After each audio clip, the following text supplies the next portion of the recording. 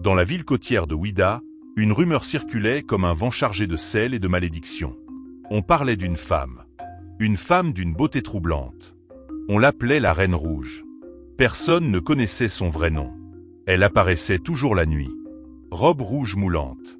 Parfum envoûtant. Regard profond comme un puits sans fond. Les hommes la voyaient dans les bars chics, les hôtels luxueux, parfois même au coin d'une rue déserte. Elle ne cherchait personne. C'était eux qui venaient à elle. Elle souriait. Elle parlait doucement. Elle touchait le bras d'un homme. Et l'homme oubliait tout. Sa femme. Sa foi. Sa prudence. Il la suivait. Toujours. Mais le matin, on retrouvait son corps. Sans sang. Les yeux ouverts. Le visage figé dans une expression d'horreur indescriptible. Aucune trace d'effraction. Aucun signe de lutte. Juste un étrange symbole gravé sur la poitrine. Un cercle entouré de 6 traits. La police s'était dépassée. Les autorités parlaient de tueurs en série. Les religieux parlaient d'un esprit démoniaque. Les anciens du village, eux, murmuraient un nom interdit. Abena. Abena n'était pas humaine. Autrefois, c'était une jeune femme pauvre.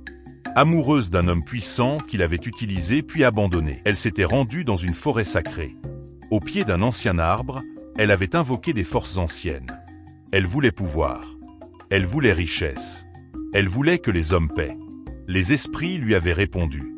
Mais tout pouvoir a un prix. Depuis ce pacte, Abena ne vieillissait plus. Elle séduisait. Elle attirait. Et après chaque nuit passée avec un homme, lorsque celui-ci dormait, vulnérable, elle accomplissait le rituel. Une dague noire. Un chant ancien.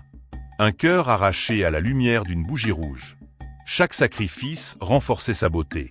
Chaque âme absorbée nourrissait sa jeunesse.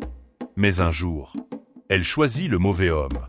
Un pasteur discret, nouvellement arrivé en ville. Un homme à la foi profonde. Elle entra dans sa vie comme elle l'avait fait des dizaines de fois auparavant. Il la suivit.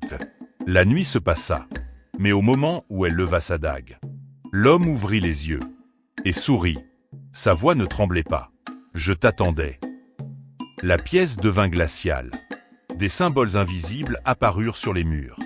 Le pasteur n'était pas un homme ordinaire. Il appartenait à une confrérie secrète chargée de traquer les entités pactisées. Abena tenta de fuir. Mais son pouvoir l'abandonnait. Pour chaque âme prise injustement, une dette l'attendait. Les ombres qu'elle servait vinrent la réclamer. Elle hurla.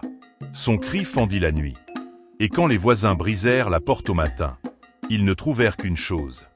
Une vieille femme ridée, le corps desséché, tenant une dague noire. Abena avait perdu sa jeunesse, son pouvoir, son pacte. Depuis cette nuit, plus aucun corps n'a été retrouvé. Mais certains disent que certains pactes ne meurent jamais vraiment, et qu'au clair de lune, une nouvelle femme marche peut-être déjà dans les rues.